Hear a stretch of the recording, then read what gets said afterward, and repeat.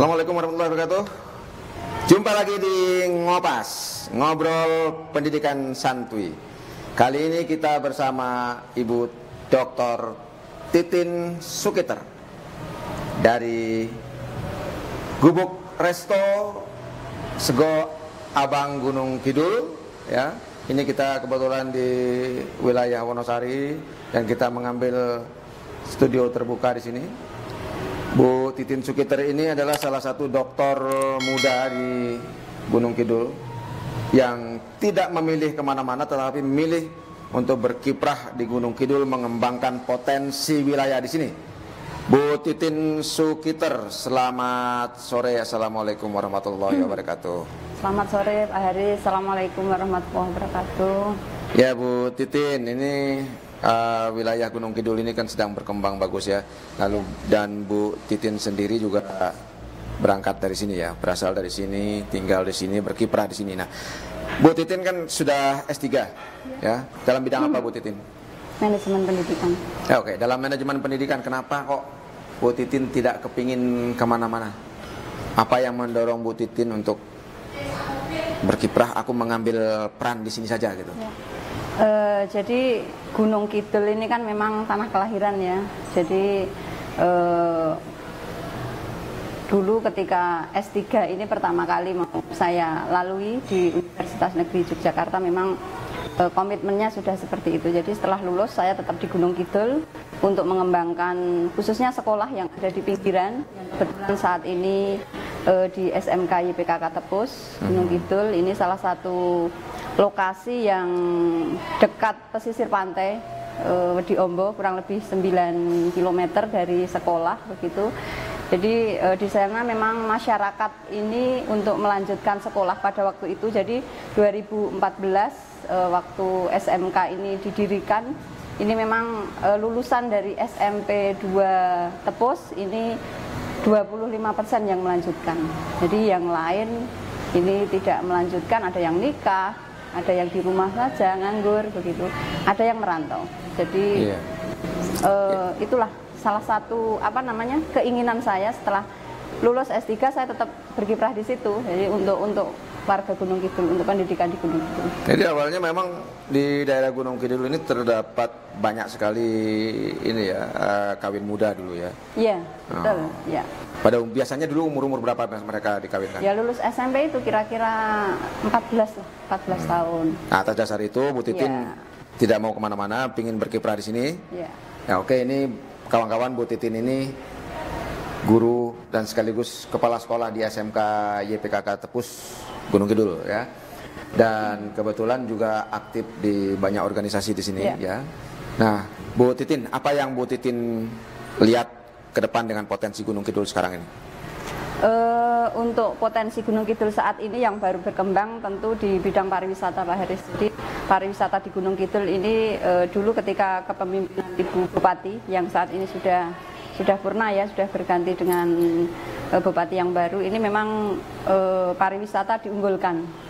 Nah, salah satu harapan ke depan nanti SMK yang di tempat kami ini nanti akan memberikan kontribusi lah untuk bidang pariwisata yang ada di Gunung Kidul ini.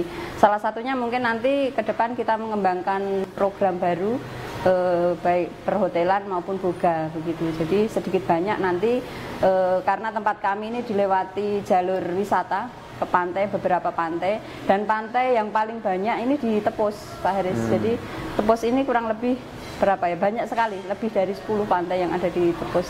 Gunung Kidul ini memang terkenal untuk wilayah pantainya. Jadi dan yang terbanyak di Tepus itu. Maksudnya pantai yang baru dibuka atau pantai yang sudah lama tapi baru beroperasi?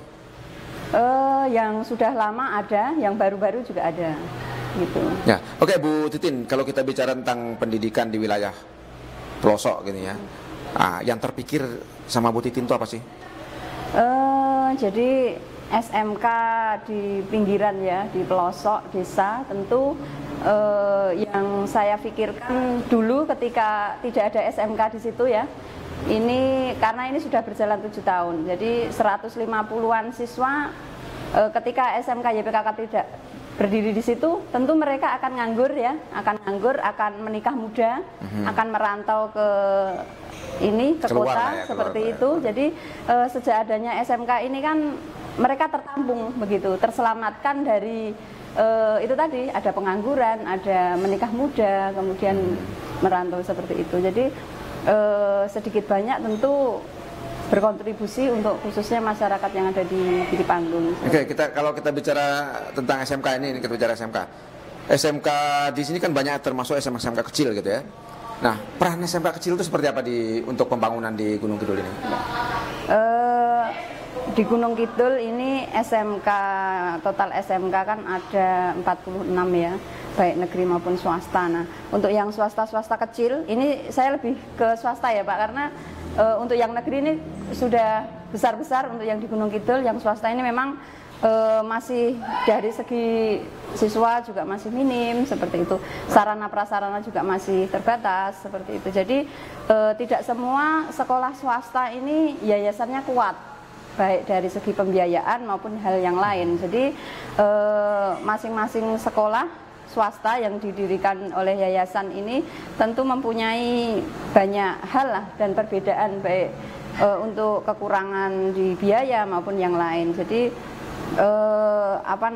ketika SMK kecil ini nanti mempunyai satu tujuan, yaitu untuk mengembangkan pendidikan di Gunung Kidul, mengangkat derajat lah tentunya nasib-nasib anak-anak bangsa di Gunung Kidul begitu.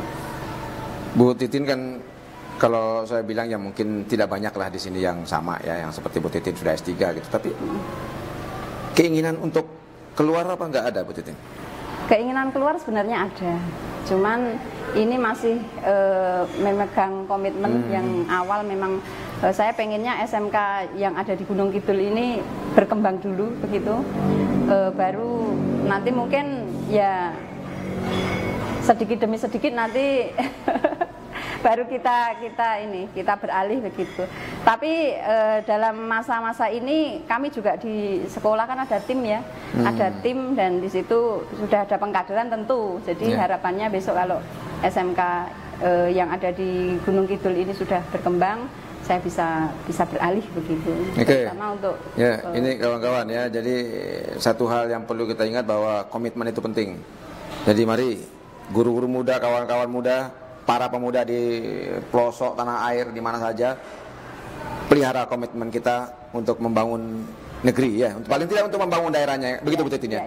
Nah, oke Bu Titin, kalau kita bicara secara umum, kendala apa sebenarnya yang dalam mengembangkan pendidikan di kabupaten atau di daerah-daerah pelosok di sini? Ya. Kendala yang paling banyak dijumpai oleh sekolah-sekolah kecil ya, Pak Aris ya, ini masalah pembiayaan, pendanaan di sekolah. Karena ketika kita berada di sekolah swasta, tentu yang dipikirkan itu tidak hanya mencari murid, tetapi bagaimana kita mengembangkan sarana prasarana yang ada di sekolah, bagaimana kita memanajemen teman-teman dari guru dan lain sebagainya. Karena sekolah swasta yang kecil, apalagi di pinggiran ini, untuk memberikan kesejahteraan yang layak ini kan masih sangat minim, terlebih untuk yayasan yang terbatas dari segi pendanaan begitu. Jadi memang harus benar-benar bekerja keras, tidak hanya fisik saja, tetapi kita harus berpikir bagaimana caranya untuk mengembangkan sekolah kecil di pinggiran ini agar bisa berkontribusi untuk pendidikan. Ya kan, Bu Titin termasuk salah satu anak muda yang mewakili suara generasi muda lah kalau kita bilang. Kalau istilah sekarang milenial lah. Ya. Nah, milenial Indonesia itu seperti Bu Titin inilah gitu. Artinya pegang komitmen kita bangun daerah. Nah, ini saya kira harus didukung tidak hanya oleh pemerintah tapi oleh seluruh masyarakat, saya kira ya, di mana saja ya, termasuk di Gunung Kidul. Nah, apakah dalam berkiprah di Gunung Kidul ini masyarakat sekitar Bu Titin atau pemerintah daerah sendiri misalnya gitu berkomunikasi enggak? Ya. Alhamdulillah untuk masyarakat sangat support ya, sangat support, dan untuk komunikasi tentu itu, karena komunikasi adalah faktor yang terpenting yang harus kita jalin sejak awal untuk mengembangkan sekolah. Jadi baik dari pemerintah desa kemudian pemerintah kabupaten maupun provinsi, tentunya ini komunikasi sudah terjalin dengan baik. Seperti itu. Ya, saya dengar ini yang di tempat Bu Titin ya, SMK Tepus ini juga punya tantangan cukup besar di situ untuk mengembangkan sekolah, terutama karena kontur wilayah dan sebagainya ya. Ini gimana mengatasi hal itu? Ya.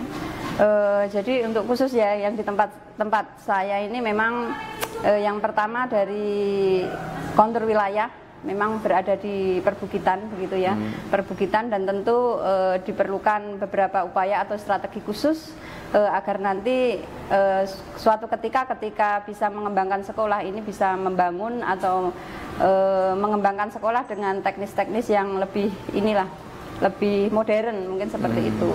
Kita insya Allah tidak terkendala adanya itu tadi, perbukitan itu justru kita jadikan lahan yang baru, kemudian dengan model yang baru agar nanti terlihat menarik. Cuman yang menjadi kendala justru di pembiayaan, Pak Haris. Jadi karena kita sekolah swasta itu pada aturan pemerintah ini memang agak kesulitan kami yang ada di swasta ketika mengajukan bantuan begitu. Jadi syarat wajib adalah tanah atas nama yayasan begitu. Jadi ketika kita sewa lahan ini juga sangat ini. Sementara di tempat kami ini yang sewa ini kan ada 2 lokasi. Yang di unit 1 ini kita sewa juga dengan kas desa, yang di unit 2 juga.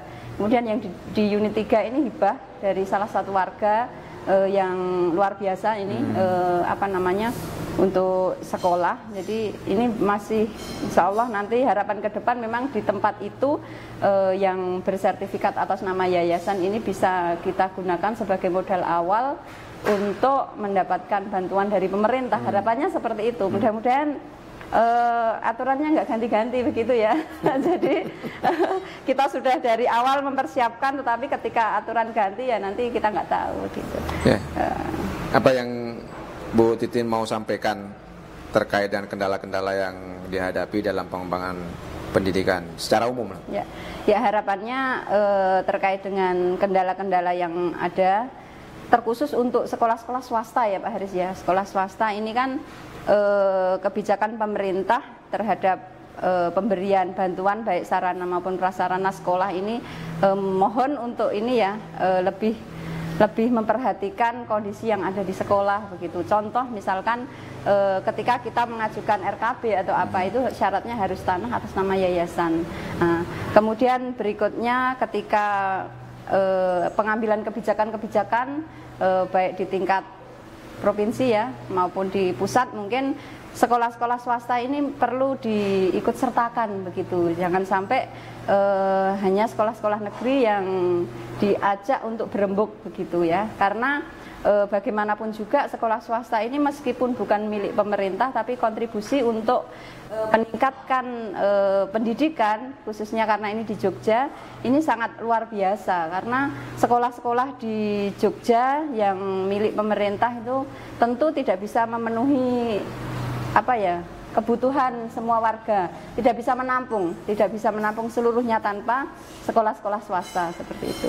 Nah harapannya pengambilan kebijakan itu nanti bisa bareng-bareng baik swasta maupun pemerintah, karena misi kita sama adalah untuk mengembangkan pendidikan, mendidik anak-anak penerus bangsa begitu.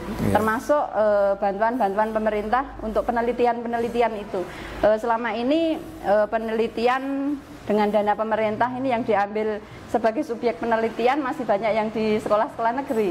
Nah, kemudian hasilnya atau hasil penelitian itu nanti diterapkan untuk semua. Nah, padahal antara sekolah negeri dan swasta ini tentu beda. Jadi manajemen dan lain sebagainya tentu beda lah di dalam itu. Kalau diterapkan dengan hasil penelitian seperti itu, saya kira ini tidak maksimal. Harus dilihat besar kecil, kepentingannya apa gitu ya, lalu grade-nya gitu perlu saya kira ya perlu untuk dilihat. Jadi mungkin di situ ya ada satu mungkin bukan kelemahan tapi kehilapan kita di dalam menggunakan hasil-hasil penelitian, terlalu menggeneralisir lah hasil penelitian untuk hal yang sama tanpa melihat grade maupun tanpa melihat kebutuhannya, kondisinya. Nah Bu Titin, Kalau satu hal lagi ini saya kira penting untuk kita sama-sama berpikir ya, bagaimana meningkatkan kualitas SDM di masing-masing daerah ini. Dan tentu kalau pemerintah mengatakan ini harus link and match ya. Kita membangun link and match. Nah, Bu Titin, ada yang nggak ingin disampaikan kepada kawan-kawan industri, kawan-kawan dunia usaha untuk mengembangkan atau meningkatkan kualitas SDM di Gunung Kidul ini khususnya dan pendidikan pada umumnya?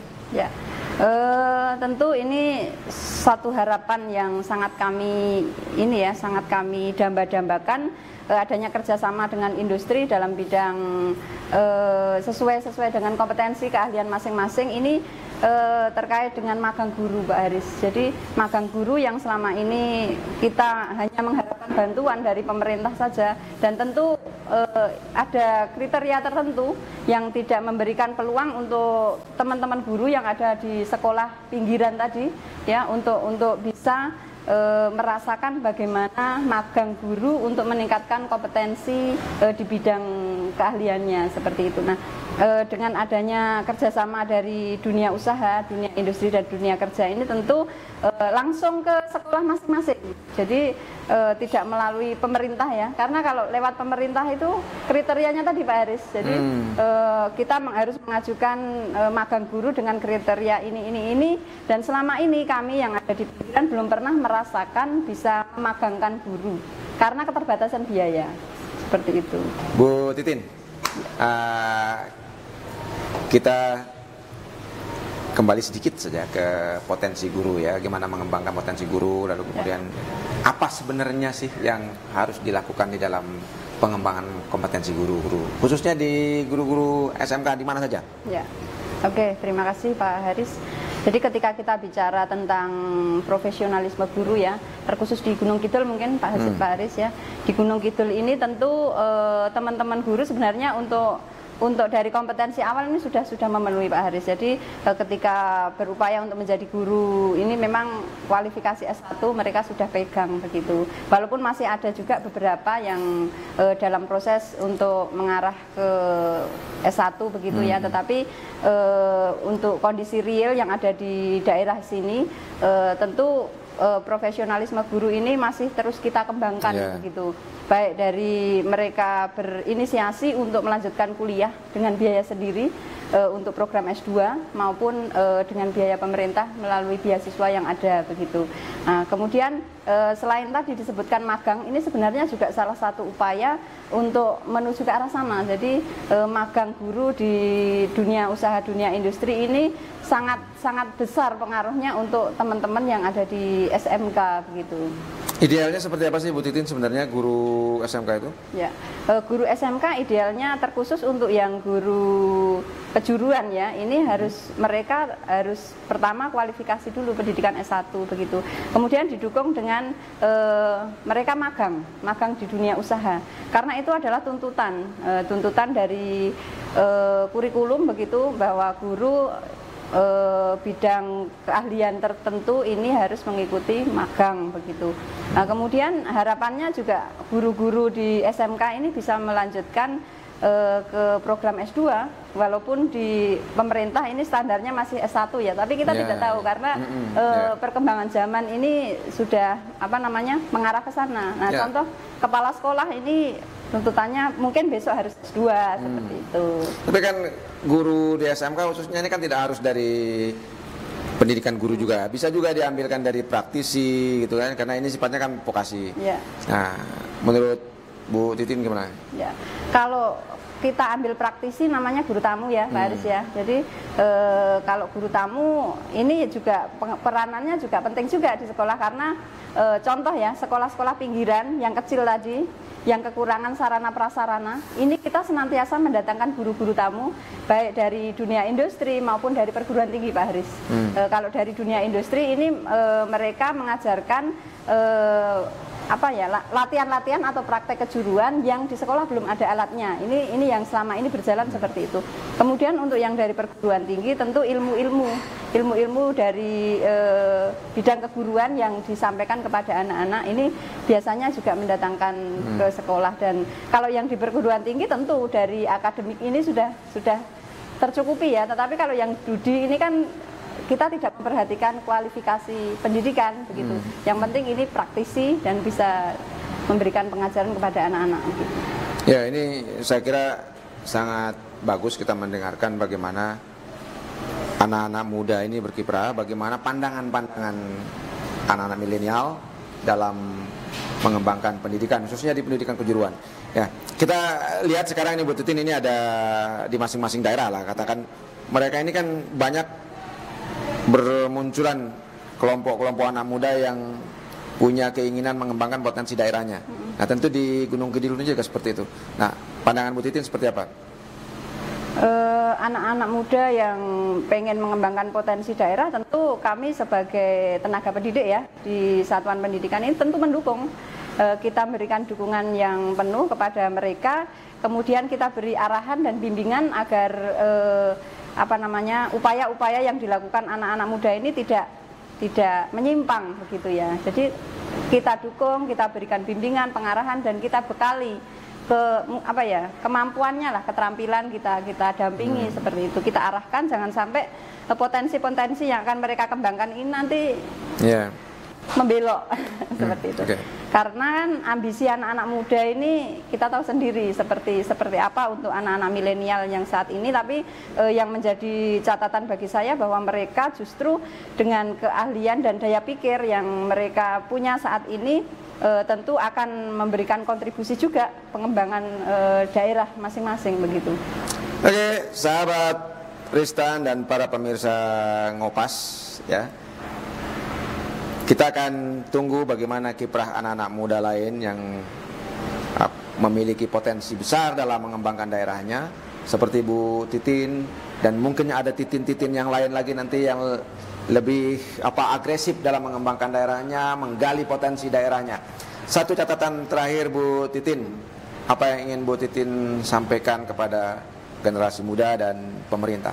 Oke, terkhusus untuk anak-anak muda, tadi belum sempat kami singgung terkait dengan kegiatan kepramukaan, Pak Haris.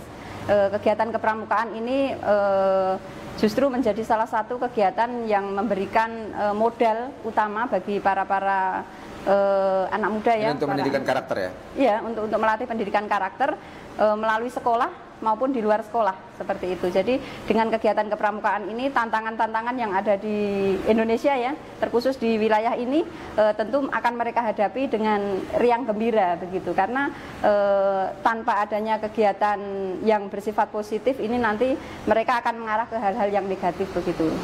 Kemudian untuk harapan pemerintah ya, harapan kepada pemerintah tentu kami berharap kerjasama yang baik antara pemerintah dengan pihak swasta ya, di bidang swasta, agar nanti pendidikan khususnya di Gunung Kidul maupun di daerah istimewa Yogyakarta dan umumnya di wilayah Indonesia ini bisa berkembang dengan baik.